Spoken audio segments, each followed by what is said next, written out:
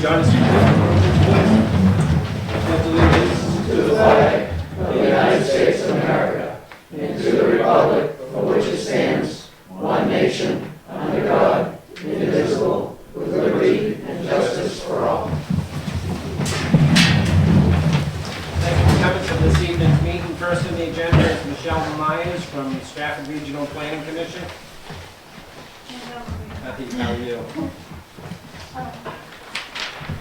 I'm not Michelle.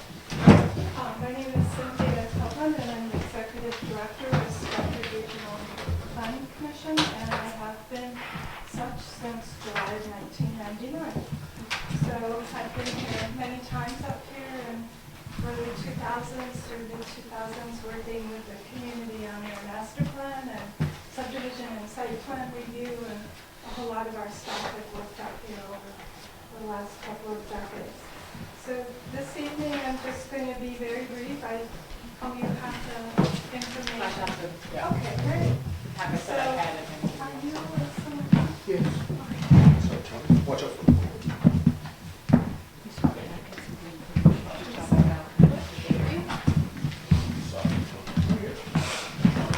I'm going to make this copy of the time. So we put together a brochure that talks about what we do. And so on the left-hand side are what we're mandated through the legislature to do, the RSA, the state statutes.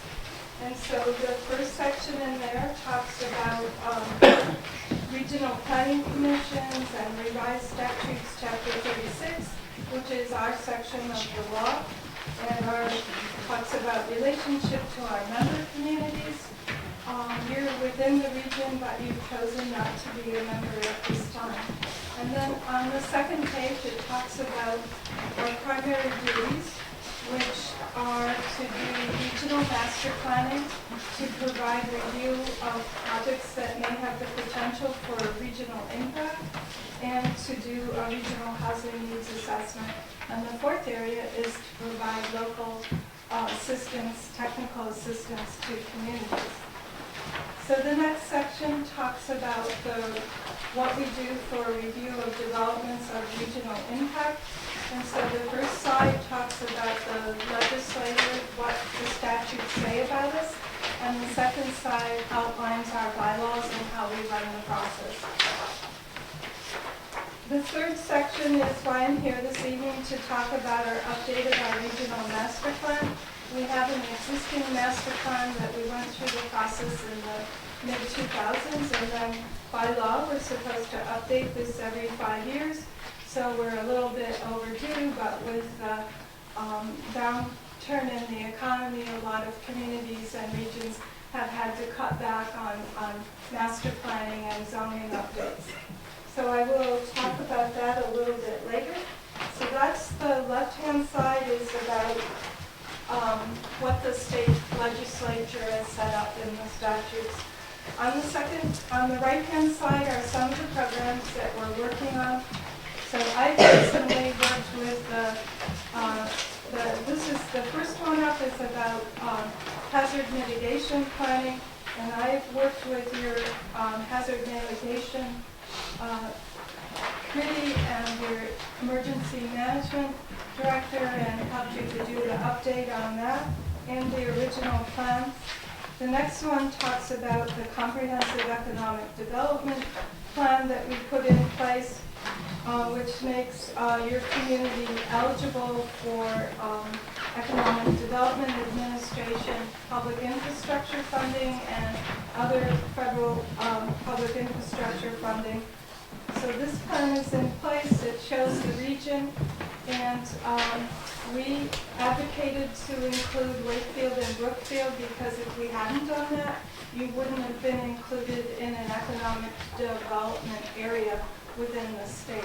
So the federal agency wanted us just to do Strafford County, and we said, no, if we didn't do Brookfield and Wakefield, they won't be included. So you are included and you are part of the plan and you're therefore eligible for funding. So why is this important? This project shows the work that we did for Rochester, it's an economic development grant to replace sewer and water and improve the road on Salmon Falls in Rochester, and it's going to go out to commercial industrial land, and they applied for a grant, and there's a possibility of 500 to 800 jobs coming out of this. So we're very close to hearing whether that was successfully funded. The next one is talking about some of the education functions that we do. This was a workshop that we held. Your group was represented. Linda Shire, the Acton Wakefield Watershed Alliance was there, and you've won national awards with this group, and they're just amazing what they've done. So she was one of the speakers there to talk about what can be done on a volunteer basis and with a low amount of money getting a lot of work done. So we tried to showcase some of the success in the region. The next area is broadband mapping and planning. We're now in the process of going out and doing sector analysis, so we're meeting with municipalities, with businesses, hospitals, schools to figure out to hear what their needs are for broadband. And so I know this is very important and for a lot of people that have businesses that are outside of the more urban areas and want to have a home business or grow their business to a bigger level than they have right now. So that's really important. The Culvert assessment, we're the first regional planning commission in the state to be doing culvert assessments. We're doing this with the help of the New Hampshire Geological Survey. It's funded with our Federal Highways Administration funding, and we go out and we collect 37 attributes. I think you're next on the list for this coming year. I'm not sure, you're one of the next. We're trying to get the communities that have had the most impact with the flooding. So this arose out of our hazard mitigation work where we were looking at the floods in 2006 and 7 and then again in 10 and seeing where the damage was, and a lot of the damage in the communities was with bridges and culverts. So how to get those into the system, get them into the capital improvement plans at the local level, get them into the state 10-year plan, and move forward with this. So we're doing these culvert assessments. There's a report that comes out, and we do geomorphic compatibility ranking and aquatic organism passage compatibility ranking. That means, is there fish flow, and is it going to handle the amount of water flowing through when you have an event, a storm event. So the road agents and the public works staff in our communities are very happy to have this. There's a big report. We sit down with you at the town level and go through it with you, and any modifications or changes that need to be made, get made. We send it to New Hampshire Geological Survey, and they do quality assurance and quality control. So it's a very well monitored. Our staff get training, so it's a very tightly controlled process to make sure that the 37 attributes we're collecting and the analysis is done is meaningful and accurate. And then finally, we're working on access management.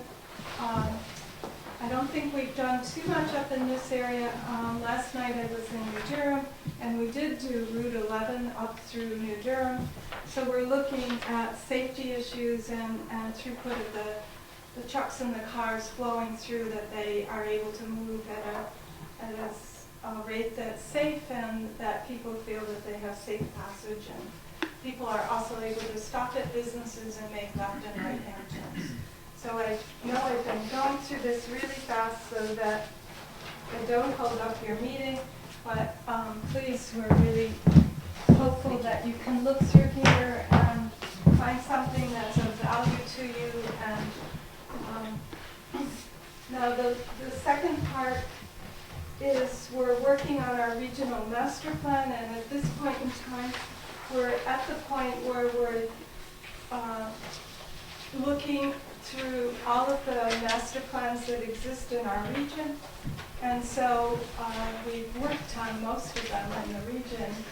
Between 1995 through 2007, we've worked on almost every single regional master plan in the region. And so what we did was we took all of your goals or your policies or your recommendations or whatever it is, how you formatted what your policy statements were, and we put those into the livability areas of community and economic vitality, climate change and energy, natural resource function and quality, housing, transportation, traditional settlement patterns, and then your vision statement. And what we did was we went through, one of our staff, the same person that's doing the Culvert analysis, went through these and chapter by chapter, line by line, and tried to match these up with the right location. So what we're trying to do right now is go to every single community in our region and say, here's your master plan, and this is how we've slotted it into these 6 or 7 livability principles. And do you agree? Have we done this accurately? Does this make sense? You know, do we need to move them around? Do we need to duplicate one goal in several areas? You know, so if you would have your staff or your planning board or selectmen, whomever that you wish, you know, look through this and provide comments back to us. That's at the phase that we're at right now. So this is the very beginning part of our plan, where we take everything that exists and we move it in and start looking to see what is it that's really important across the 18 communities. What is it that's important to them? So that's one part of why I'm here as a task tonight.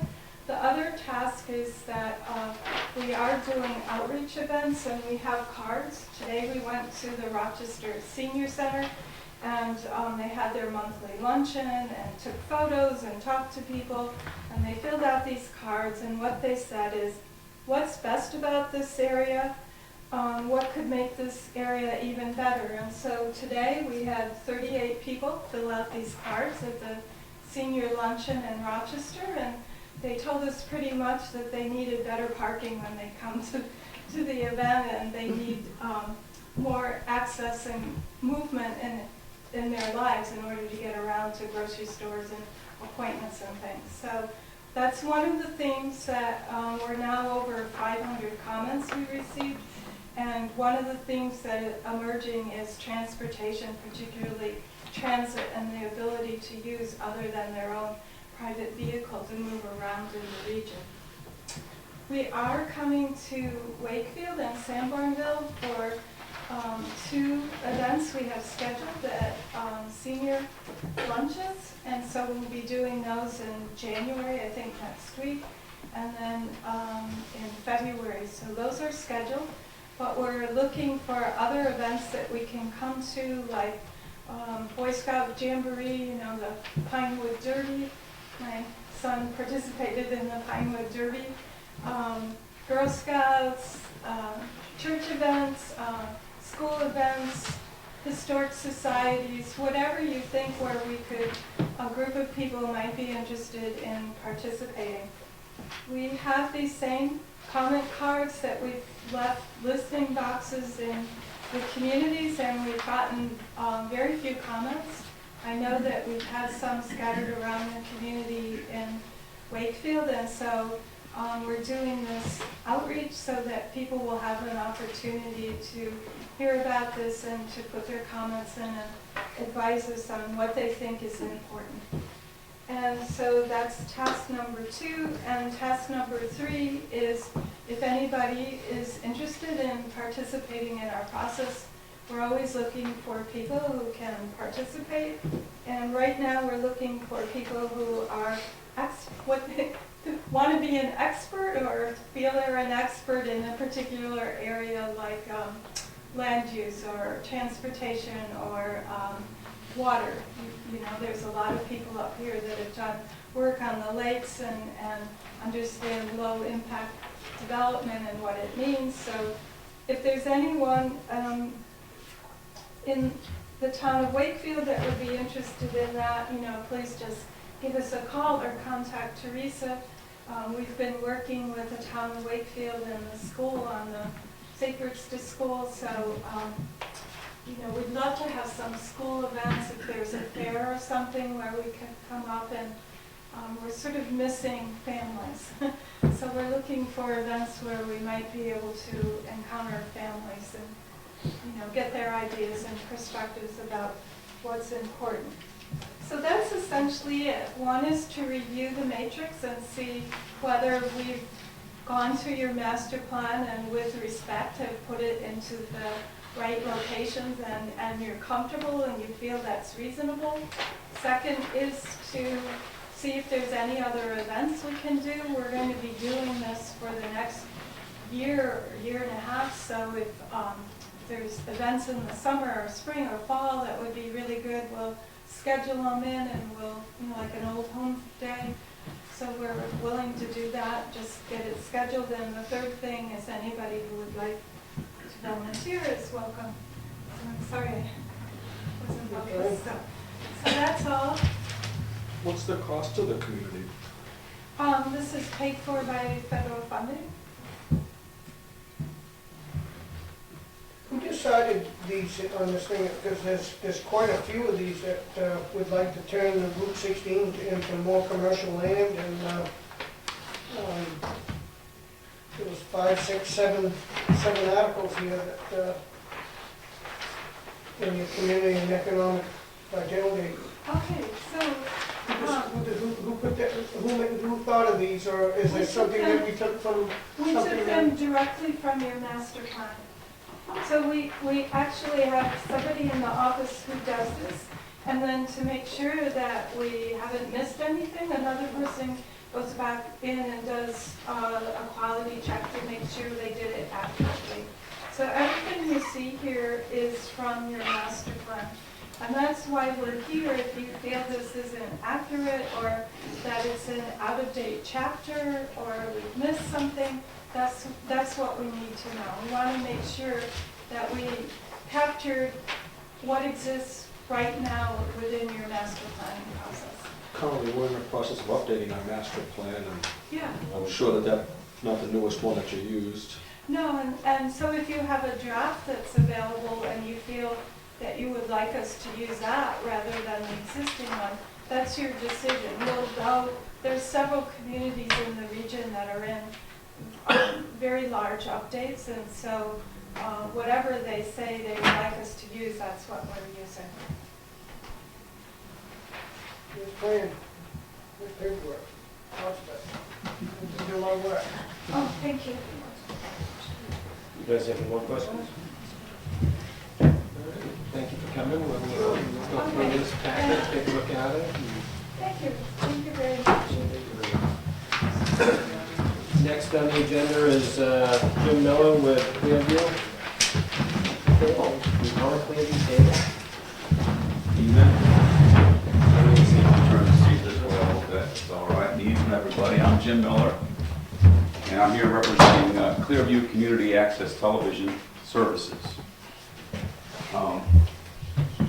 Where would you like to begin? Can I borrow your copy, Charles? As you know, we've had kind of an ongoing process where a group of us had spoken with the selectmen and tried to work with the selectmen to form this nonprofit to take over kind of the administration of our cable channel 3, the local town channel. And as part of that process, we have formed a nonprofit, and to just elaborate on that a little bit, if you go to the state of New Hampshire Secretary of State website and you do a name search for Clearview, we're there, and it says good standing. So as far as the state's concerned, we exist. It's my understanding that we have at least a year to go through the IRS process, and it can be a lengthy one. it's also my understanding that we can make the assumption and begin to operate as the nonprofit.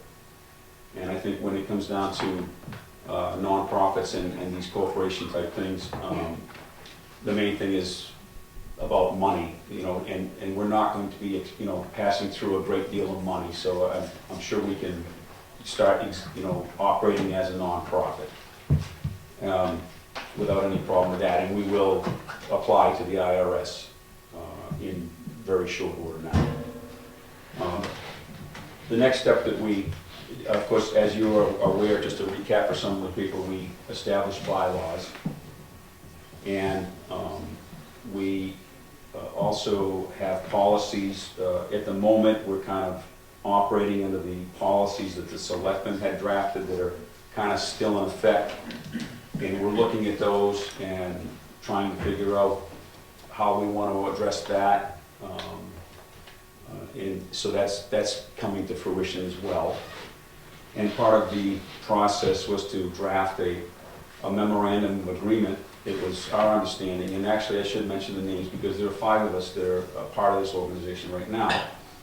Myself, Jim Miller, we have Jerry O'Connor, we have Relf Fogg, we have Stan Lombara, and Valerie Ward. Stan is helping us out with the financial end to kind of keep everything because that's his area of expertise. Valerie and Jerry, of course, are really helpful with the filming. As you know, Jerry's been kind of a one-man company there for quite a while. He can kind of hold the channel up all by himself primarily for quite a while.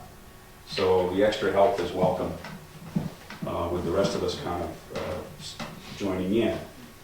So I started to think about, and this is another part of the process, I kind of committed to the selectmen that I would, as you know, this started like 6 months ago or so, as the kind of the dialogue began, and there were some, the selectmen kind of gave us their thoughts and some guidance of what they would like to see. And with that in mind, we developed this nonprofit, and part of that was I felt that it's very important when you're entering into some type of an agreement where the selectmen are going to allow an entity to take care of the administration of something that belongs to the town, that there be a really good document that kind of spells out what the expectations can be each way. And we already have an example of this, and I think more than one, but I'll just throw out like the Resource Center is a town-owned building, but you have a nonprofit that administrates that building. So this is kind of a similar type situation where the channel belongs to the town, equipment would belong to the town, but our goal is to facilitate the exchange of information by basically enabling more people to get involved in this than have currently been in. So I drew up this memorandum of agreement. I can tell you this, I didn't start from scratch. I looked at several other area situations because I felt like it's not always necessary to reinvent the wheel. So I looked at Valley Vision's agreement with North Conway because it's a very similar situation to what we'll be talking about. We have a separate entity which is administrating the channel for the town. And I took their agreement and I looked at the one with Wolfboro, which is a little bit different over there, but I took this agreement and I said, as a member of the organization, what would I like to be able to expect from the town or from the selectmen ultimately? And then I tried to put the other hat on and say, if I was a selectman, what would I really want to have happen? If I was kind of saying, we're going to allow this entity to administrate this town channel, which is owned by the town. So I kind of came up with a bunch of things that, you know, some of it is description of services and so forth, but it talks about facilities and equipment, and I think that the big word that I think if I were a selectman that I would want to make sure I had would be accountability. Because the selectmen are accountable to the people, and so they need accountability from the entity that they're dealing with. So that when a person comes up to you and says, you know, what about this? How does that work? You'll have the answers to give to them, because you should. Excuse me. So it talks about relationship of the parties and the you know, some names such as the clearly was considered a contractor. It talks about having a representative of your board, which could be a non-voting member of our board. In other words, so that you could have, kind of like you have the liaison. It's a very similar thing, and you might even decide to call it that. Why is that representative non-voting? That was my question too. Well, there are a couple of reasons. Currently, we're going to be working with a 5-member group. So 6 would be an even number. I mean, I guess I'm willing to negotiate, or our group would be willing to negotiate that if you wanted a voting member. Or that person was one of the 5, It could be. or you go to 7. Right. Right. Well, in our bylaws, we can have up to 7 members. We kind of started with the 5 and with the idea that there's room for growth within the bylaws without having to change them. So I guess that would be a point that could be negotiated. Yeah, Ken's concern stuck out to me as well. I highlighted here. Okay. So it sounds like that's something that you might like to have. And I can't speak for everyone in the group because we do things collectively, but I don't see a problem with that. I will say this, that that may not be as big of an issue if you continue further into the document and realize that I've built in provisions here for accountability, financial accountability. You'd get reports on a regular basis. We would put together budgets for you so that you would know where the money is being spent. And ultimately, there is if you know, I'm also looking at if there was a situation where things went awry, because you need to prepare for that, that if another group of people got a hold of this nonprofit and in some way and took it in the direction the selectmen would like, there's a provision in here for you to basically say, give us 30 days to address these concerns. Yep. Or you can terminate the contract. Saw that. Can I back up just a little bit, Jim? at the Yeah, beginning of sure. the document? I was just worried about you shortchanging yourselves because we've talked about adding another channel on there. You have in this document channel. And I was just wondering if you just wanted to pluralize it and That would be a cover great yourself. idea. You know, Okay, so we need to add an S on the channel part. that was about the only thing I saw, other than what Ken had mentioned in this document that I had questions on. And that's what we're kind of doing tonight, is kind of airing out, because this is the first time we've spoken about, after you've had it now at least a month to read it and kind of digest it. And that's why we're here to kind of just have a little dialogue back and forth with what your concerns are, and that's great. I think that, you know, I've built in a complete reporting system so that you get semi-annual reports, which would include financial statements. So that when someone walks up off the street and said, you know, we received these franchise fees, and you gave them what is contract, is that you would pass them to the Clearview nonprofit to administrate the channel, you would know where that money's being spent. So you'd have an answer for that person. You also wrote in here that you would only accept complaints in written form. So I'm wondering, is that written form also via email, or is... Which number you on, Peter? I don't even know, I'm not rereading it, I just happened to, when I was reading it this afternoon, I noticed that it said... Oh, okay. It says it would have quarterly reports to document the number and type of written complaints. Yes. I see. So is that a concern that you would also want us to document the number of verbal complaints or telephone complaints? I'm just thinking all complaints. So you, No, it's like- okay, so maybe the written part might be something that we would have to... Yeah, I didn't know if there was a legal reason why you did that, Jim, or not, I just... You know what? It was, that particular sentence came from the North Comeau. Okay. So it wasn't my specific idea to have only written complaints. Okay.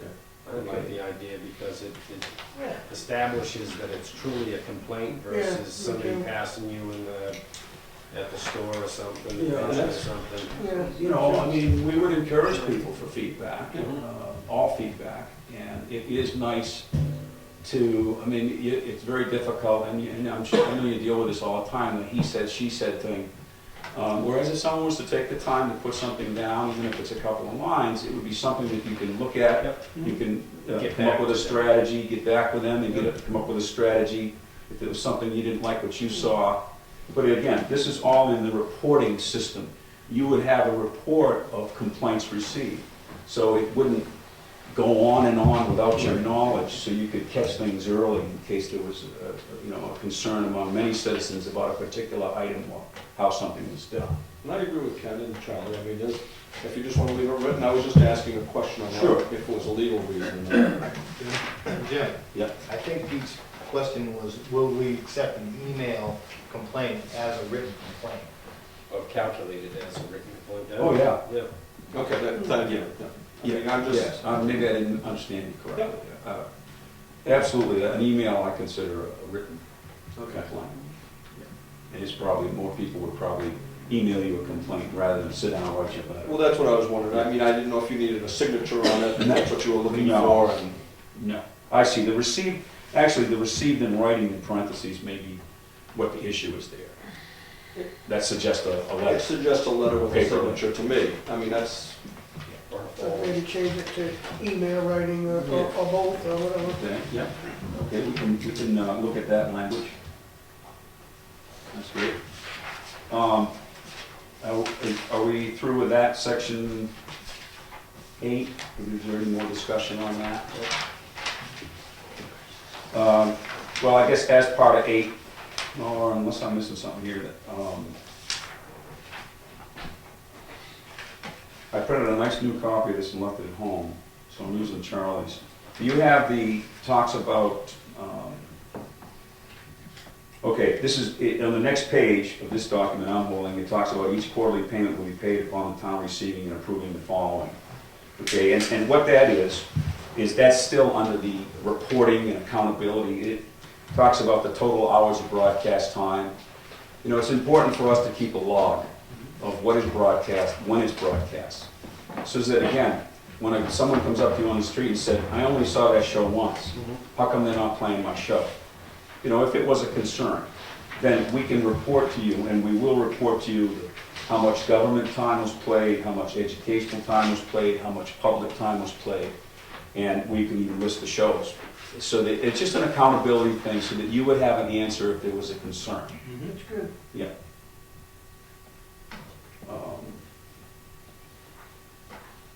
Are we down to number 9?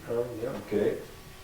I don't know if everyone's aware that the town did vote a couple of years ago, and Teresa maybe will help me on this, on establishing the voters voted to establish a revolving fund account. And I don't have the wording in front of me, but my understanding is that the franchise fees that will be coming in from Time Warner as part of the Time Warner contract will be deposited into that account. Am I correct, Teresa? In that the money in that account is only used for the cable access channel? Is that appropriate? Okay, so the money that comes in from Time Warner goes into that account. My vision is the money goes into that account, and then I think every quarter what I would be doing is, I don't think it's appropriate for us to come to the selectmen and say, just give us the money. Because you need to know where that money's gonna go before you hand it out. So we would put a budget together every quarter, and, because it's a small amount of money, so it's not gonna be like a great big document. But we could let you know how we plan to spend the next amount of funds. And then if you're comfortable with that, which we hope you would be, then you would pass the money to Clearview. And what happens in the case, because I'm not sure what this 501c in this fund, if the fund starts building and growing? You know what I'm saying? If you're not spending it all, if we're not, you know, is that going to encourage overspending, or is it, you know, I'm just wondering what kind of a gauge we put on that, a cap or something to kind of stop any. I would hope they just continue buying more equipment. If they need more equipment than they could possibly ever have funds for in the next 4 or 5 years, I would think. Well, I agree with you, Ken, but I mean, I'm thinking long-term, even beyond that, when you guys are all Right. established, you got everything set up, you got all your equipment. I know equipment will need to be replaced. I know you'll start paying the videographers and stuff, but you know, with a franchise Right. fee, you get a lot of Yes. users getting on the line, Yes. and that could build rather quickly, I would think. Well, that may be, my vision would be that it's gonna be quite a while before we were to get to that point, because we have almost nothing. But we could get to that point, the franchise fees could grow, the expenses could go down. Once you've got a bunch of equipment, you may not need to buy as much equipment, and that's true. So I would think that if we don't need the money, if we can't justify getting the money from you, from the town, then it stays in that revolving account. But I believe that the voters did vote to say that it only can be used for the cable channel. But, And that's my concern, the way government works is if it's designated for something, that's where it's gotta go. It would have to go through us to get to them, though. It would have to go through us, but if it's just sitting there building up, I guess what I'm saying, you can't turn it back into the general fund. Right. So, Can't. you know, No, it's gotta be spent in the cable, so that's, you know, this may be way down the line, but I'm just saying, let's start thinking about it ahead of time, because That's a great concern, and it could happen. Ultimately, though, you realize that the selectmen hold the purse strings on all this. I mean, they could leave the money in the account if we weren't able to justify our use of it for the proper means. The town would retain the funds, because the money's in the town's account. And then, you know, maybe there's a process where you could ask the voters or make a decision among yourselves to use it elsewhere, but I'm not an expert on that, you know. and that's If you the had only more thing money, going we through would- my mind, Yeah, you know. so I don't believe, I don't believe that it anywhere in here says you must give us all the money. I Didn't see it. It So, would've gotten a yellow highlight if I had seen it. and that wouldn't be appropriate anyway. So I'm just, this document is really designed with accountability in mind. Yep. Because, I mean, we need to account to you, you have to account to the voters, and that's perfectly understandable.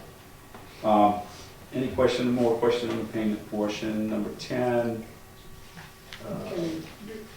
Ralph has something maybe on Yes, that. Ralph. Question, part of an answer to the expenditure of funds, the 5 founders, I know have a vision of getting more townspeople involved as videographers, so I hope that we have more people coming, grabbing that camera, taking wages, you know, hopefully the employment base swells and chews up a chunk of that. And that'd be a great thing, but I also noticed in this document somewhere that Wakefield's funding would not be impacted, or would not impact you requiring other towns to fund also through franchise fees, like Middleton, Brookfield, who's ever in the viewing range. So you'd have multiple communities throwing into the kitty, is what I'm saying, and when does that kitty get too big, and what do you do with the money when it does? I think our surrounding area towns all currently have their own franchise agreements with Time Warner. I believe Brookfield signed one. But their money would be going into your account, or you would be utilizing some of their money, is I guess what I'm saying, wouldn't you? How's that work? If they set up a revolving fund for That franchise town. fees purchases, Right, if that town. if that town particularly did that. And then they wanted to It contract. depends on if they did or didn't, and it depends on if they're accepting franchise fees. Well, it's Folks just, in Brookfield may get together and come up with their own 501c3, approach their town and say, hey, here's what Wakefield's doing, we'd like to do the same that's a thing. good point, Ralph, yeah. Or expand this into that town. Well, it would be easier. Just by chance right now, I mean, there's people in Brookfield watching Channel 3, so. Yeah. Think so? This minute.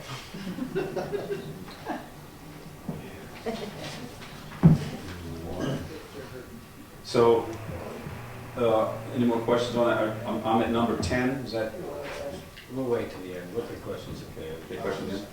Number 10 was a 5-year contract. I feel that that's, is at least initially, to get the thing going and so forth, that would be. That's a You little, need to, that's a put little in years confusing in there. there. I highlighted that because for a period not to exceed 12, parentheses, 60 consecutive months. Okay, so as a typo, in it should say Yeah. 60 instead of 12. Thanks for that. You're welcome. And then there's, of course, number 11 is the cancellation.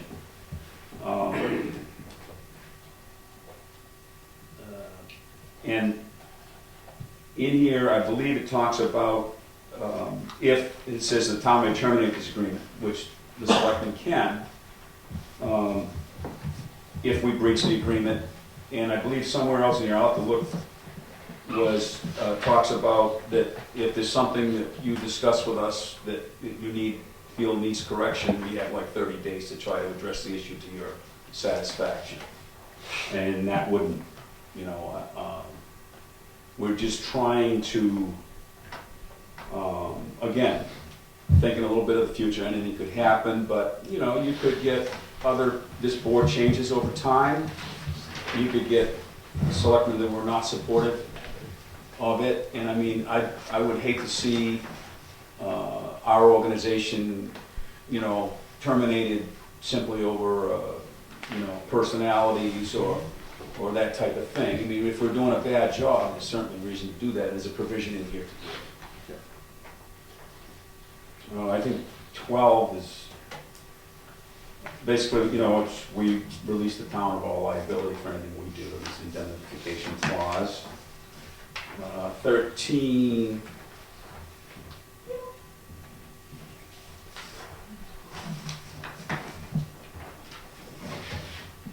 I guess that just says that, that if there was something that formal requests, consents, approvals, I mean, I think that just means it should be written down and goes both ways. I can't just say, hey, listen, you guys, would you please send us $8,000 tomorrow? That kind of thing. So we have to put something in down paper that you can look at it and it goes both ways. Plus the addresses and stuff will be fixed. Yes, yeah, we have a P.O. box. 14, I was hopeful that we could put you an annual budget together every November, by November 30th, which is kind of during budget season, and it's kind of a little tricky because we're not really going to be operating as a town department, but I still think it would be really helpful for the selectmen to know what the plans are for the coming year for this organization, and there's every reason that they should have that. So that was kind of, and that date could be changed if there's a better time for the selectmen to have it, but that number came up. Miscellaneous provisions, that's kind of boilerplate stuff, and I hate to use that term, but, it just says that our agreements are binding. Jim, one other question I have for you, like with employees, when Ralph just mentioned you're hiring other videographers and stuff, as we talked about. Payroll liabilities, health insurance, if you're required to do that, that's gonna be the responsibility of the 501c, not the town, right? Yes. Okay. And that's something we're gonna struggle with, because, there are, The workers' laws, comp, yeah. you have to, I was in business for 30 years, I know the drill. Yeah. It's not getting easier. So we're gonna have to, I think just for everybody's information, the 5 of us are completely volunteer. There was no, for being board members and so forth, and we've had no financial gain involved in this. Now, to kind of elaborate on it, you can get paid for services if people are getting paid $20 to film a meeting. This is what I'm wondering, if there was subcontracted type of help, that's. Well, I think when we get to that point, we're going to meet with the Peter Piorn and Wakefield, who's been doing it over Wakefield for quite a while, and they do pay some of the students and so forth. And so there are some, and also Valley Vision, and we'll address that to see how that's supposed to work, because I think it's pretty hard to say a high school kid, if you're paying them $8 an hour to film a game or a school board meeting, I don't think you can technically call them subcontracted, but we'll have to follow the law. The federal government can. Yeah. Let's see what else we have here. We're down to, 16.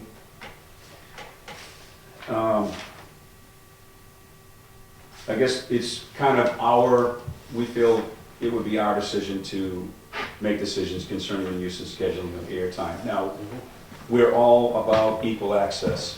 So, if you had a problem, you come to us and say, you're not getting equal access, and that would be an issue for us to address. But I think this agreement is primarily about, people are not necessarily allowed to pick their spots and so forth, things like that.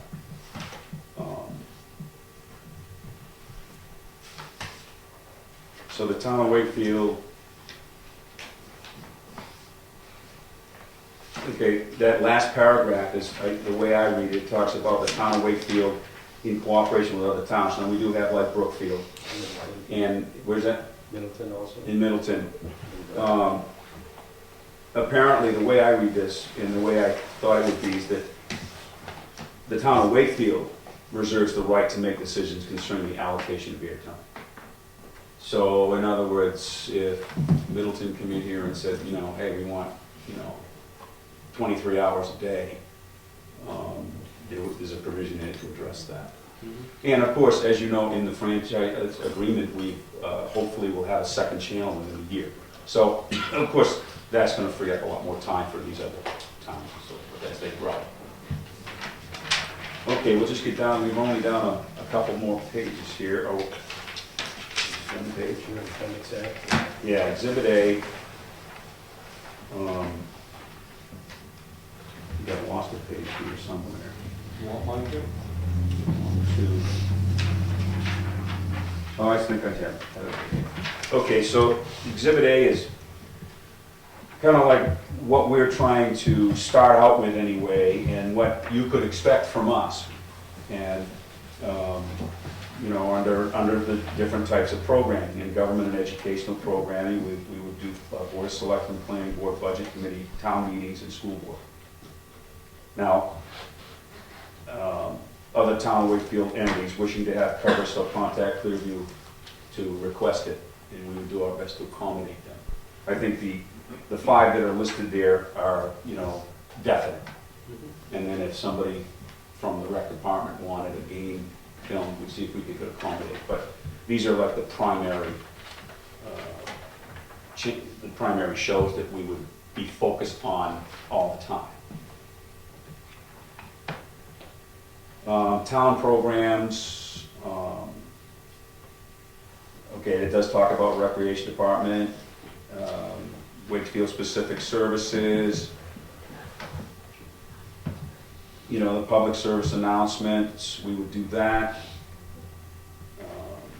And we would try to help facilitate emergency management. They needed an access to get to the channel, we provide access to the channel for emergency broadcast, that type of thing. And educational programs,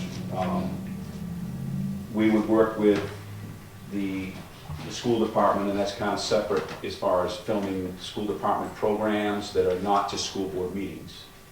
They might have an educational seminar or a show that the students do or something like that. We would also work with them to provide access to the channel and the availability to it.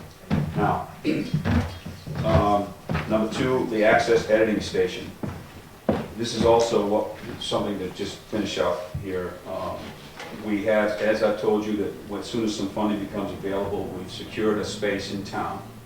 We're already generating a budget for, as soon as we receive some funding, to purchase some equipment that the town does not have. Now, just so you know, the town has, and Jerry can help me with this, the town has 2 or 3 cameras. 2 cameras, 2 And some tripods. Yeah. Does it have any microphones? No, just, No. Okay, so, we're putting down a list. What a lot of people don't know is that most of the production of the videos that they're seeing now are being done with personal equipment that's owned by an individual, not by the town.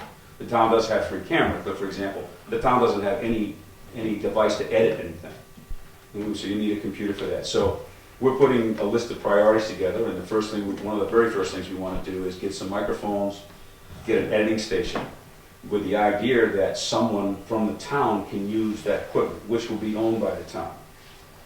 Because as I think if you back up a little here, it does say that all the equipment that we purchase with town money belongs to the town.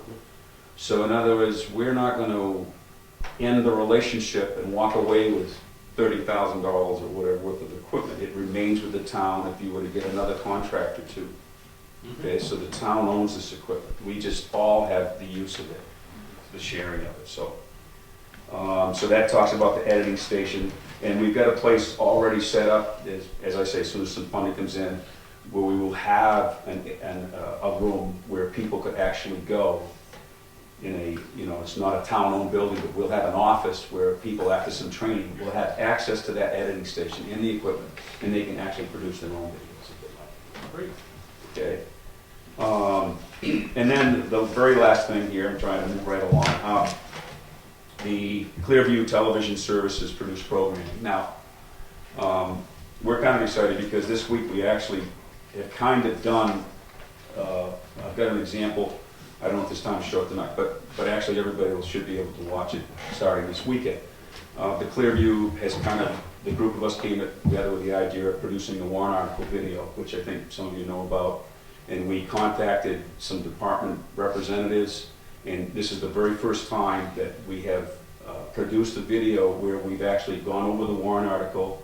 People will be able to see it written out on the screen, it'll be read to them, and then we will discuss the features and benefits of a positive vote, why it came to a vote, and they will have so much more information that will educate them about the warrant article so they can come informed to the deliberative session or to a voting.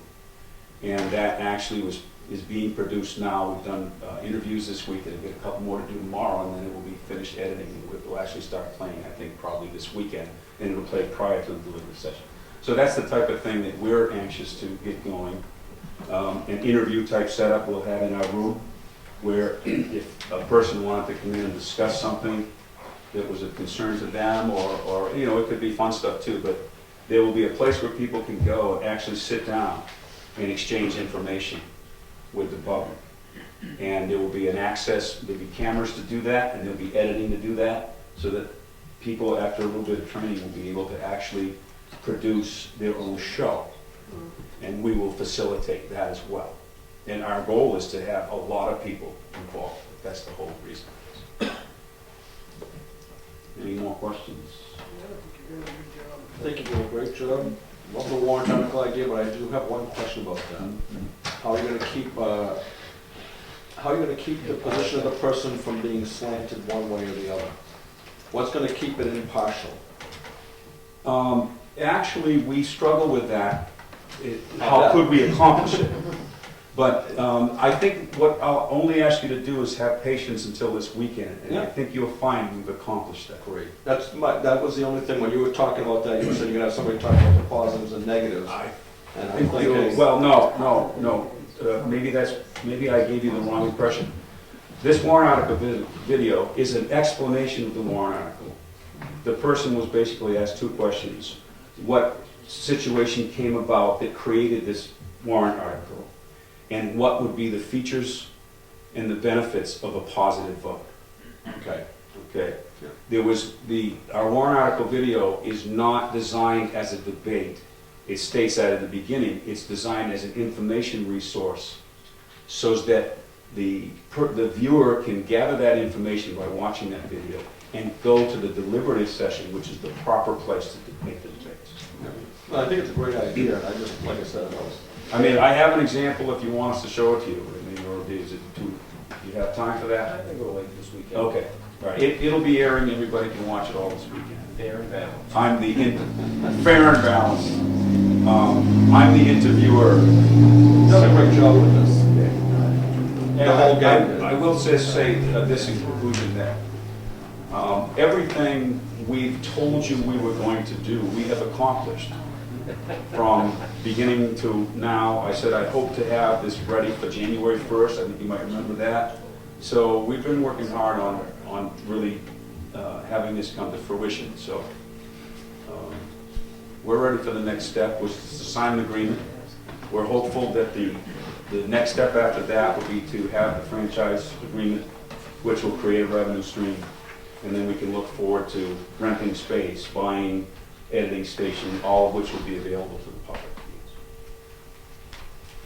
Do you want to get back together with your board and hash out? Yeah, that I think at this point, we've got some wording issues in this that I can change and speak to the group, and I don't see any big issues between us. Back at our next meeting? We could come back in 2 weeks, can we, Jerry? It was a 3-week. Yeah, I think that works. That work hard for you, Val? guess- 13th. I'm all. 13th. 13th of February, yeah, we could come back with a reworded document to hopefully take care of the areas of concern. And I could talk to Teresa or maybe email one of you guys to see if the wording seems acceptable.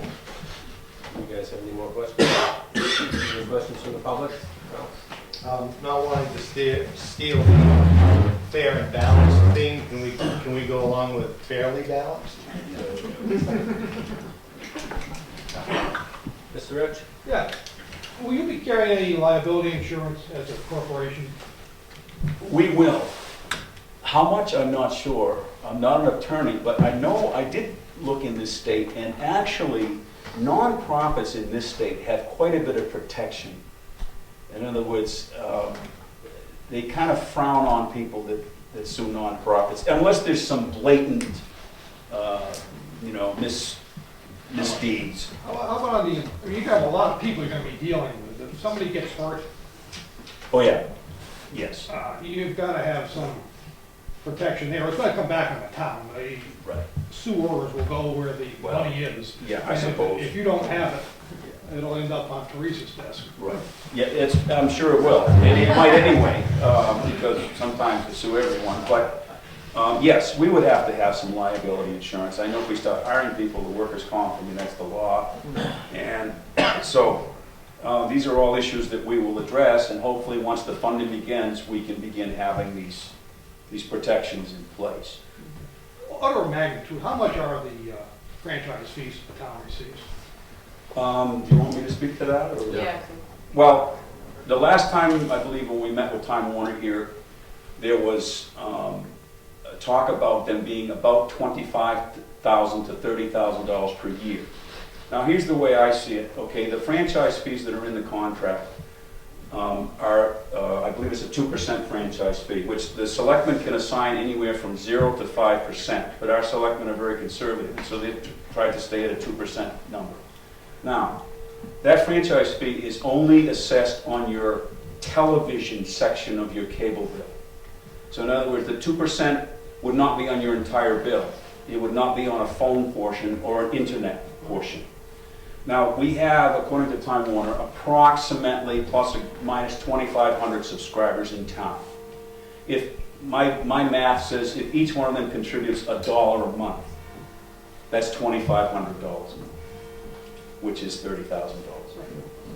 Now, it could be more or less than that, depending on, but that's kind of the budget we're thinking, in the $20,000 to $30,000 per year. And to give you an example, I mean, one, we're looking at equipment now, and this is not the consumer grade equipment because it's used for television. I mean, one kind of a TV station in a box where you could film somebody and edit it and so forth can be anywhere from $5,000 to $10,000 for one of them, and we have none. So the equipment is very expensive because it's a professional grade. And I'd like to speak one other thing that kind of came up in a little bit ways that I just want everybody to be clear that the Clearview Community Television Services is not a watchdog group. Okay, I mean, I'm speaking personally. Our goal in our mission statement is to enhance the exchange of information, not make judgment, not present one-sided views.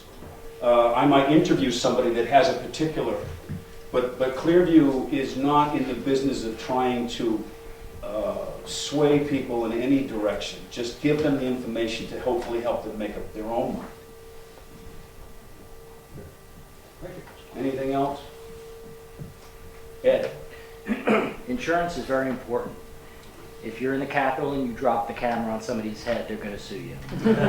So that's a good idea.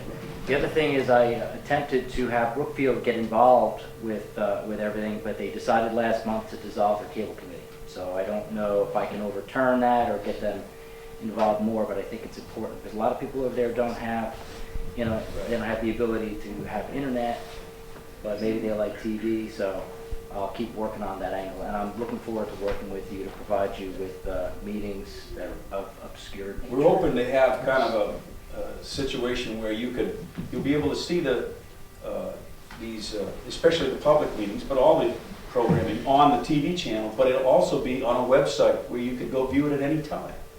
So if you want to look up a selectmen's meeting that was 3 months ago, you could look that up if it was something that was on your mind. And that's all. Thank you for your time, everyone. See you. Thank you for your work. See you at the next meeting. Jim, you want my copies? I got mine. I printed them.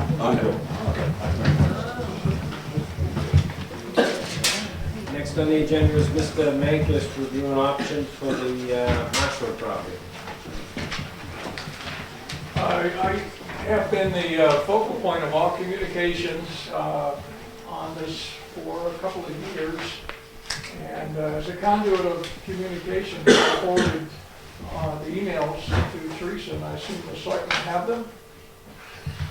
And I think they're kind of self-explanatory for the benefit of the audience who doesn't get these emails, but the Conservation Commission does.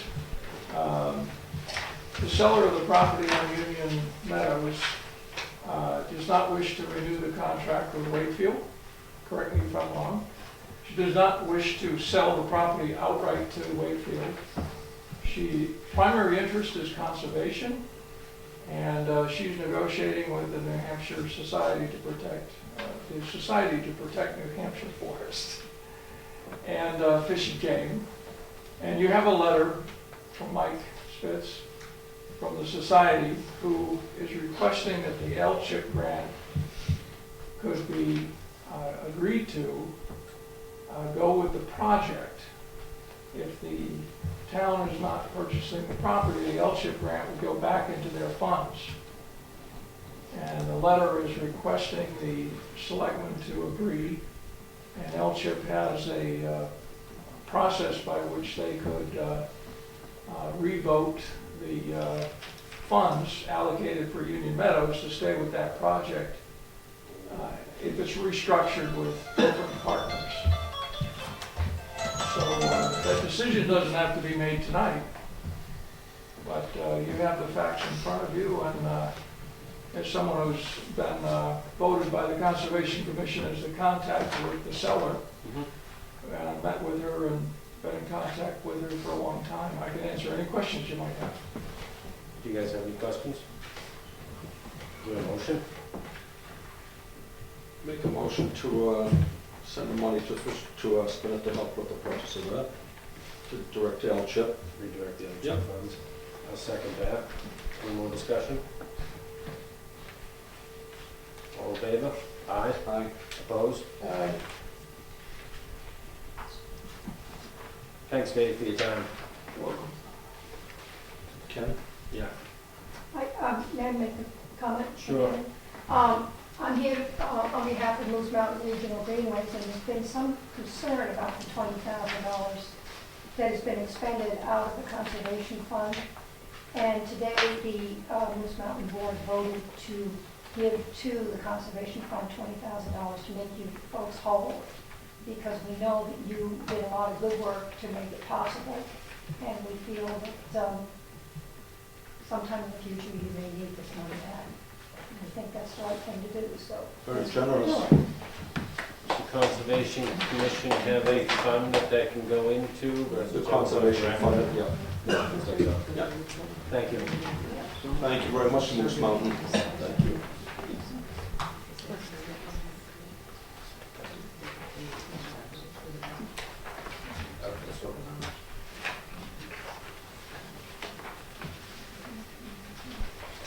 Public comment on schedule. Ed? This is about the Union Meadows property. This should never have happened this way, and we should make sure this doesn't repeat itself. I would suggest forming some type of a committee to look at the process of how we're going to put land to the conservation, because this was actually unfair, I think, to everyone. Nobody should have had to gone through 2 years of this, debating back and forth, money spent, arguing. It shouldn't happen this way. So I would just suggest having some type of a committee or something to just review the process, So everybody's heard fairly before any money's expended. So everybody gets a chance to share their information. That's all. Thanks. Does that mean you've been pulling that warrant? No, it's on the warrant. It's on the warrant. Question is out to council whether or not at deliberative session, if something can be done at deliberative session. You need to pull it out. I think to zero it, probably just to raise it says to raise and appropriate $150,000 for the purchase of by using, those funds.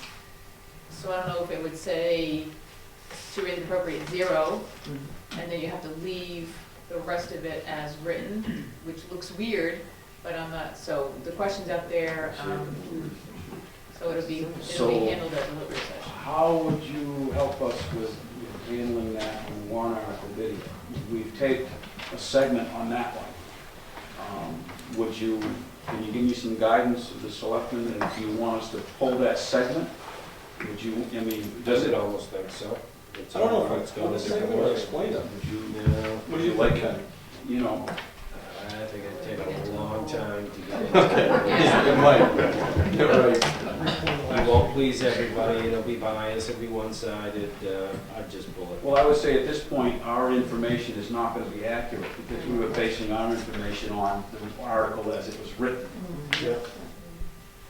So, okay, well, I'll have to discuss that with the group. I don't know, I would assume, but I can't speak for the group, but we did do a segment on it. Yeah. You also mentioned you had editing machinery. We do. They don't. do. I'm just thinking of confusing the voters. Well, that's- Would we Tony's want to? Tony's bringing up a very good point. Any of the articles can be amended at deliberative session, money articles. So I guess So- it could be left in. You could leave it in, but this, I guess, I'm just, we can have a term for it. I mean, this is the board decision, probably. I'm just- Not be ashamed if it has a positive vote. Okay, thank you. Mr. Mankus, moving forward.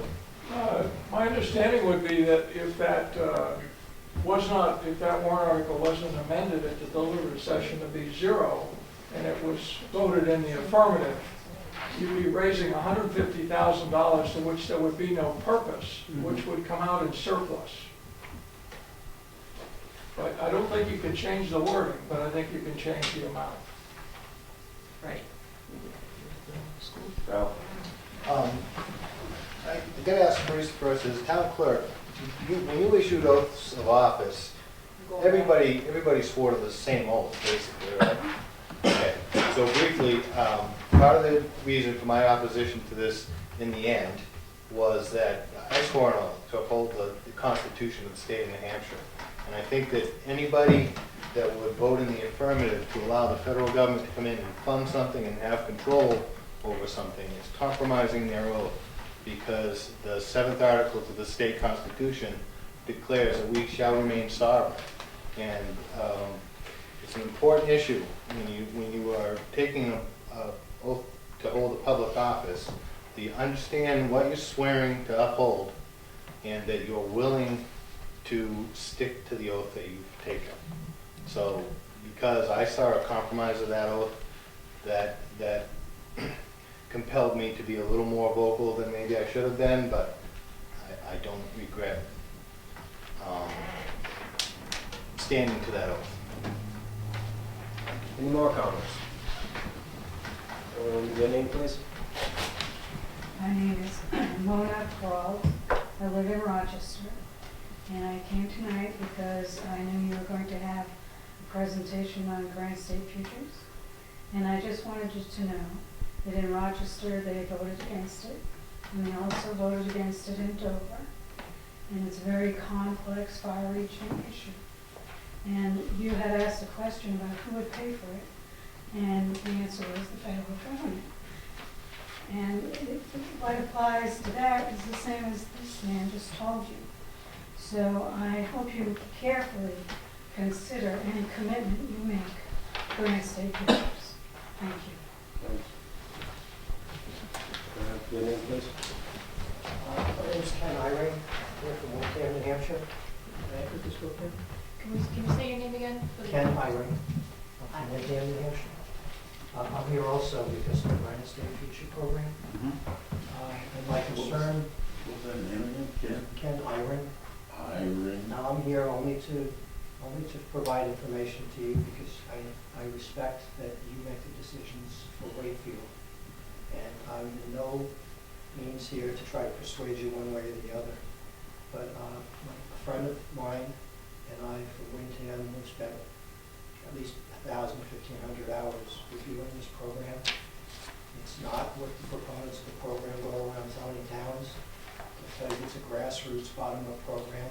It's a federal program that comes with mandates. Some of the mandates are that you need to reduce your vehicle miles traveled, and you need to document methods of actually tracking that. There are, when they came to our town, they provided an 11-page document and said that this, and it's an innocuous document, there was nothing in there that referred to the federal government except for the sentence. This is the front page of that. And the sentence says that the Nashua Regional Planning Commission, there's 9 regional planning commissions, there's a consortium that all signed together to get this grant from the federal government. It's called the Granite State Future in New Hampshire. The federal program is called the Sustainable Communities Initiative. It's a $100 million program. It's going nationwide, and the Nashua Regional Planning Commission got $3.5 million. There are pay-to-play partners that have contributed $1 million to that program. The federal partners, the state agency partners, and the pay-to-play partners now have a direct input into statewide policy. One of the things here says that the Nashua Regional Planning Commission, one of their responsibilities is to ensure the program is carried out in compliance with HUD requirements. When I asked what HUD's requirements were, at the very beginning, I was told that there were no requirements, that HUD's just providing seed money. We raised enough questions in the first meeting in Windham that the selectmen put it off, they came back. And the second time, he said, well, there's a few things that, there are some mandates, but not really. And then the third meeting, because they put it off again, we were told that, well, that's going to want something for their money, and this is all on videotape. And we have a system like this gentleman was talking about, where we can go back and look at this meeting. I went to the Nashua Regional Planning Commission's office. I asked for all copies of the contracts, the legally binding agreement with HUD, and all associated documents. I was given this one page. I said, that's it? I was told yes. So I read this. All the markings on these papers are mine. You can see that there's 11 other reference documents here. And it says, as part of this instrument, sets forth a legally binding agreement between the parties and all amounts, deliverables, tasks, performances, terms, and conditions. And within that, this was a 4-page document. On page 3, I was surprised to see that it says substantial involvement, capital, bold, underlined. And it goes on to say that HUD's Office of Sustainable Housing and Communities will work in partnership with its grantees to advance the program objectives of the grant program. The cooperative agreement allows for substantial involvement of HUD staff to enhance the performance of the grantee and the completion of the deliverables. It goes on to mention that HUD has final interpretation of all study results. That's important because they're going to come and map your properties. Cynthia Copeland even said that. They're going to do 27 different tests or mapping. That's what they're going to do. They're going to collect that data. It's going to go into a state database. It's going to go into a federal database. Some of these partners in New Hampshire DES, they're going to analyze this. They're going to then take their policies, which they have direct input in, and then they're going to incorporate those policies back in and impose them as regulations. You'll be told, if you ask the regional planning commissions, are there any mandates? Do you use any local control? The answers will be, from them, they'll say no, this is all voluntary only, but I can show you that that's not the case.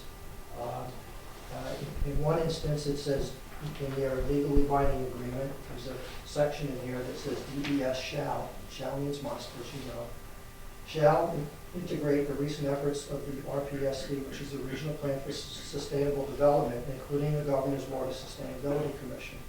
Now, that's a commission that was in effect for a little over 18 months. And if you go back and read their meeting minutes, you'll see that one of their goals is to take control of all water in New Hampshire, including well water. So if you value your well water, their goal is to claim that it's a public resource, a state resource, and those are their words. If you want, I can send you links to all of these things to make it easy for you, so you can find them quickly and easily. I think there's quite a bit of information out there already on this issue. So, thank you for coming this evening with your information. Why don't you take one more minute in time? You're running over as it is. I just want to show you that this is, using their words, this shows what the scope of the program is, the framework, their structure. It shows that all the decisions that are being made are by unelected people, and that you're on the outside of that. And that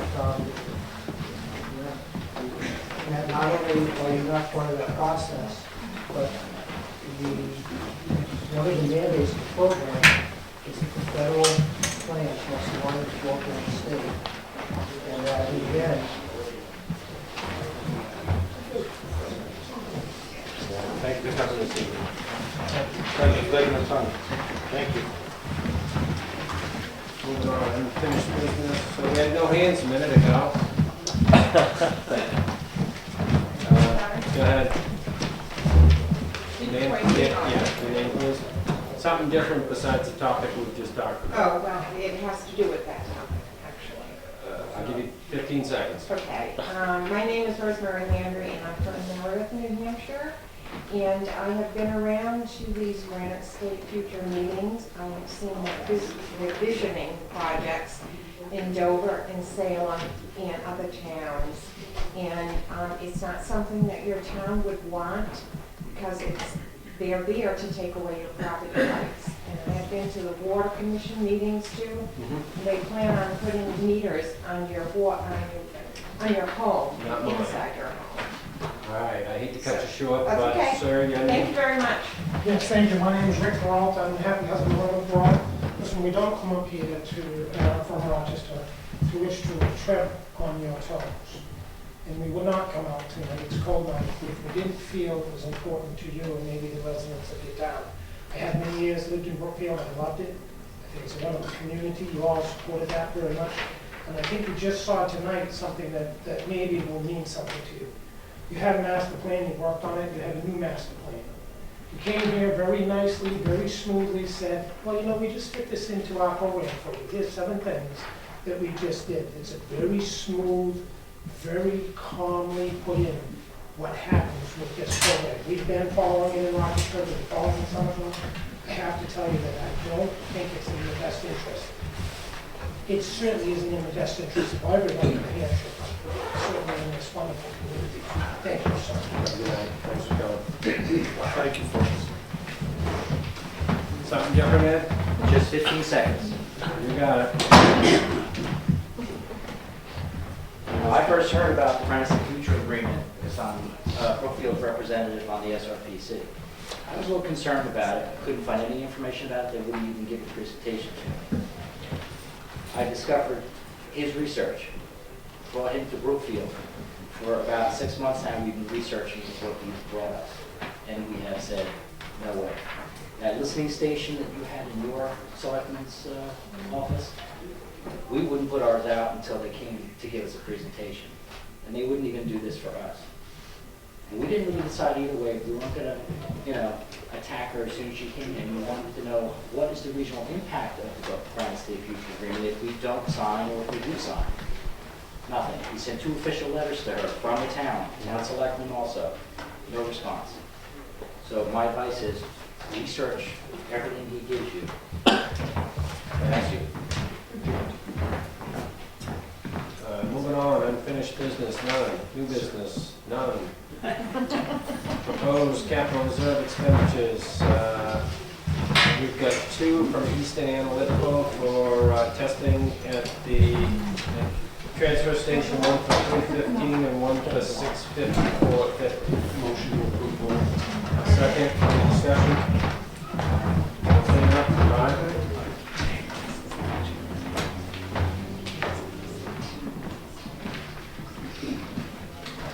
Correspondence, none.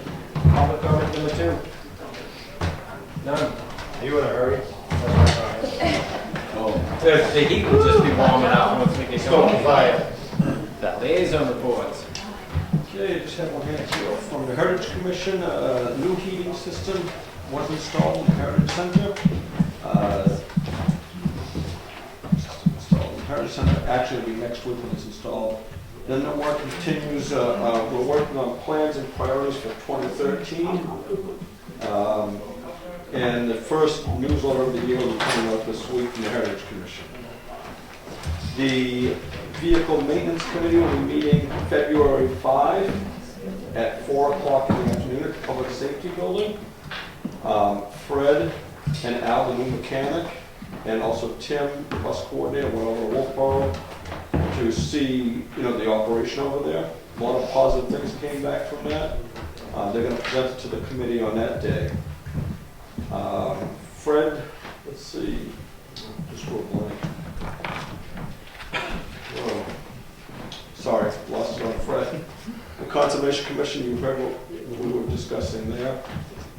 And if I remember Fred's, what he was telling me earlier, I'll bring it up. I was sick all week, so. Stay on that side though. WPI, we're moving forward with Tier 1 construction to do the renovations upstairs, get the sprinkler system throughout the building, major electrical. The bids all came in a lot higher, so we have to cut a lot of the stuff out and get it in the scope so we can do it. We talked about taking the money the town had and putting it towards the sprinkler system. I think the sprinkler came in around $32,000, but with management costs on the project, the fire alarm system, I think we have about $38,000, and I'd like to just make sure you guys are on board with, we allocate the $38,000 for the project. I think it's imperative that we get the sprinkler system in this building. We've been talking I just didn't about want it to be fuzzy that it was only 32 and we're allocating 38. I think for the safety, you Oh, yeah. have to go ahead. Yeah, you good with that? And hopefully, there's another warrant article this year for $30,000 to put back into the fund, so hopefully, maybe we can get the painting done up there. And that sprinkler system, Ken, just to reiterate, is both upstairs and down. Yeah. Just for public knowledge. Correct. We'll basically finish this whole building off for the last year. Jealous of Gary. Oh, gosh, Jerry. Hey, I wasn't sabotaging the competition. Lucky that it didn't fall on somebody's head. And the only other question we had was the builder's risk policy. Did you get that in the email today? I did, Just a I didn't question have of it? time to. No, as long as you're on it, that's all that Builder's matters. policy, is that something that are any of our insurance things are? It's common for a homeowner to carry it during a construction loan to prepare, but I'm not sure if it really hits the scope of that. If you just check with LGC on that, that'd be good. Yep. Liaison Selectmen, the letter of appreciation. We've never given one to the food pantry, different individuals possibly. They've done a great job with fundraising and volunteer efforts to reestablish their new building. And does that work with you guys? They've done an awesome job with that. But can I extend one on that, Ken? Just to say that if we could send out two, one to the person, especially the person who put together all the funding for it, or, the large donation that was given for that. Well, what do you think? I'm just throwing it out there. I know a lot of people don't want to work. No, it's an anonymous donor, so I don't think we know who it is. Okay. I thought there was. They can pass it up the line. We can work Yeah. good enough to pass it. Are you good with that? Administrator update. All right, well, I have sent you the deliberative session notes, and each of you need to pick articles to speak at deliberative session, if we can do that. Speaking. Should be in your packets. Yeah. We have to speak. I will, Article 4 is the ambulance. I'll take that. Take 5, bridge construction. That was on the bridges. Bridge, okay, Charlie. police. Let me get caught up. Oh, you got a fire truck. You wanna do the fire truck, Ken? Yep, Highway truck to B? Sure. 7. Invasive species, I'll take that, 8.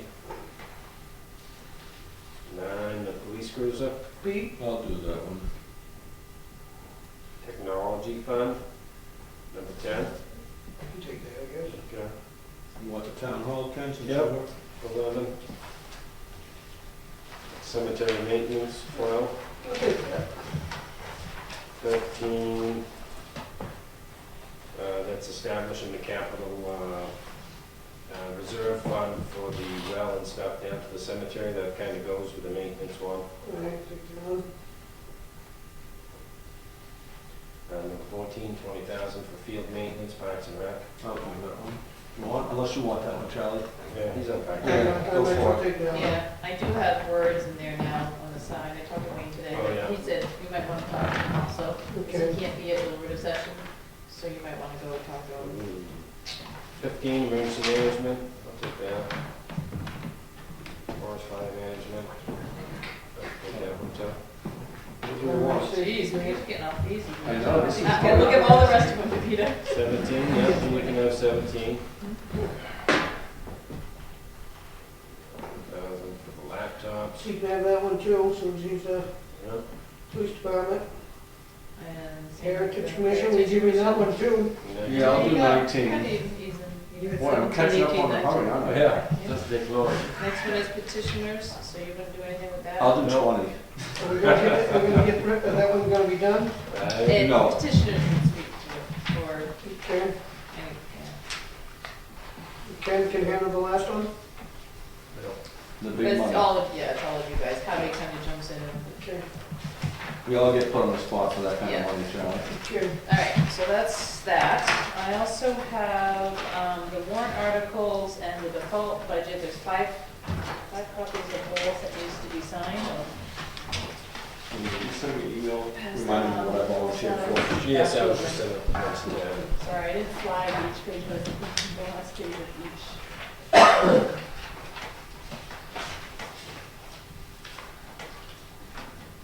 Do you like it daily? You might need it, just to remind me the day I'm supposed to show up. It's only one for the signature. No, 5 copies done, so you got all five, Yeah. you got all 5. Go ahead.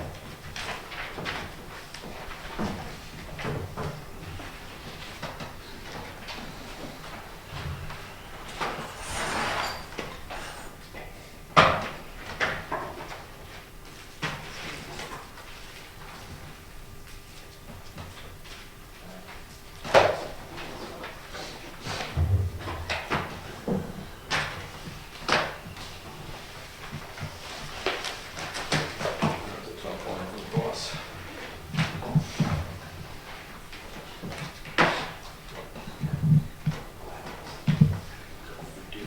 Office supplies. Boss smells like a hawk, doesn't she?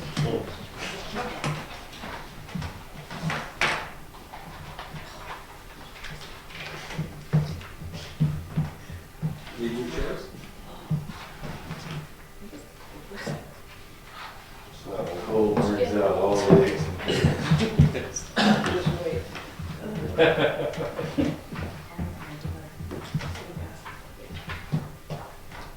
You have to carry Joe up over the stairs now and then?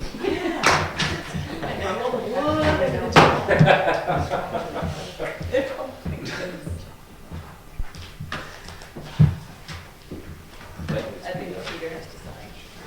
Yeah. Well, while I was finishing that, I also have the contract, Wayne brought in the contract from Meadows. You guys had approved it way back in October, November-ish, and then he had, Cal sign it, but he just sent it back, so if you could now sign it, that would be.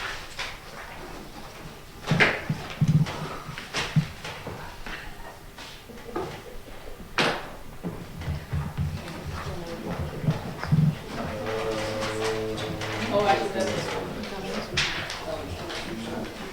Yep. But Charlie needs to sign just this one.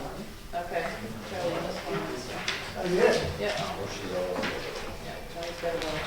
He needs to make sure they don't pass anything else this way. This contract for Did you want to? Thank you, sir.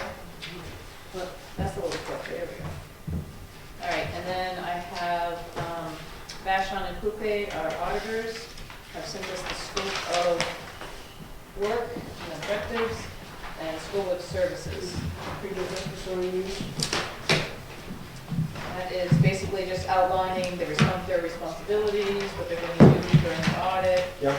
reporting, that kind of stuff. We do this every year, at the beginning of the year, and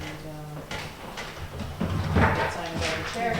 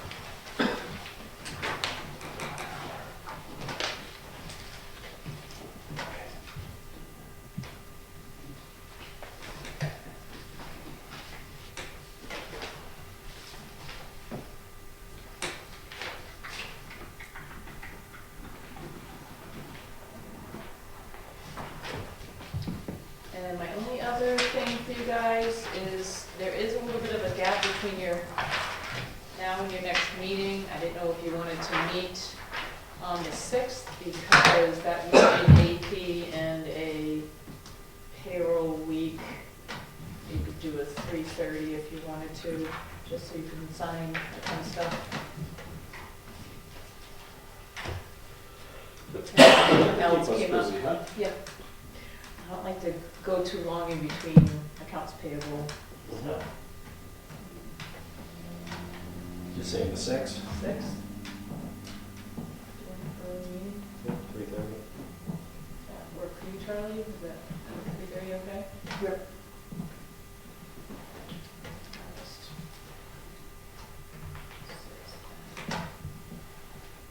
And Freddie gave me just some information on, he had a salesman come around about new trucks. Just to give you an idea, I know we're not purchasing anything this year, but he thought you might want to know how much the new trucks are running and the types of trucks that there are. $186,500. So, What was that? 186,500 is what a John. Is that with AC? Yeah, roll down the windows. So, just an FYI for future planning. And that's all I have. Just so I'm correct, what was the actual date, February what? 6. 6. And that was at 3:30, correct? Yep.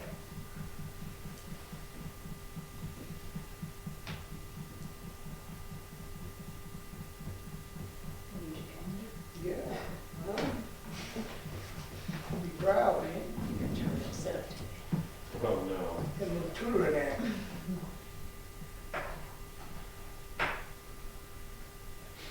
The hardest part about that calendar is looking at it. I know. Yeah, opening up your computer.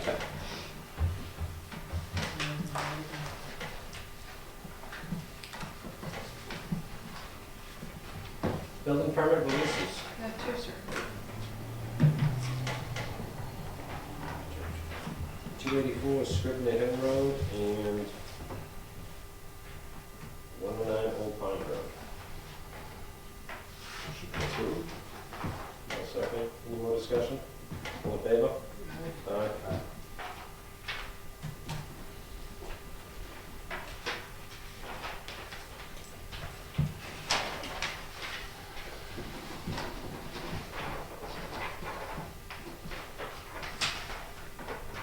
Move the treasurer's warrant, payroll to $61,560.68. Motion to approve. 6/8? Yep. Cents. Second. All in favor? Can I just look at your shirt, thinking you must have been really bummed out for that 12 inches of snow we got the other day. Yeah. The 0.5 inches, we actually, Started off 2 to 4 inches and nothing. Treasurer's warrant 04-2013, $53,286.48. Motion to spend.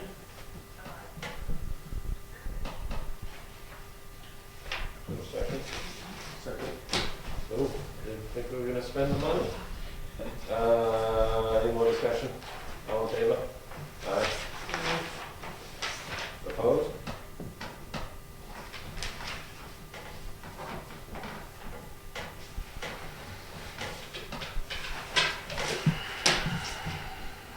Make a motion on the minutes for January 9th. Can I mention that I corrected the amount of the AP warrant in there?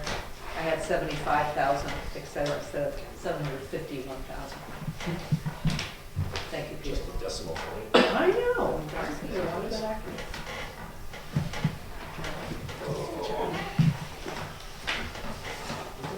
Yes. But it wasn't this much fun. I said you do it with me.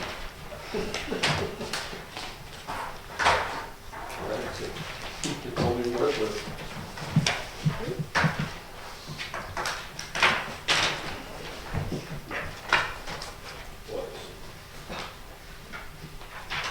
Is there anything for non-public? Motion to adjourn. You got Ralph losing blood out of his hair. Oh my God. Ralph is a positive. It is absolutely positive, and it may be one of the many opportunities I have to promote a candidates night on the first Monday of February.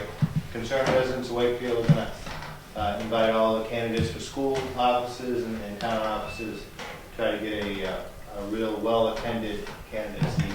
That's the first February word. 4th. February 4th, 7 o'clock. February 4th. Where? At the Good and Tasty Restaurant, it's beautiful downtown Sanbornville. Excellent. That's enough, I'm not running for anything. We didn't make a motion. Yep. Next. Somebody make a motion? Nobody, Oh, no one did. No, we didn't. No, I didn't think, Minutes. I'm I sorry. didn't Oh, think we I'm did sorry. motion to approve the minutes as amended. Thank you, Peter. I thought Kevin did that. we started talking, and there were some changes that. Oh, yeah, 27 Is changes. this the 1 7 minutes? The others are captured. We didn't sign.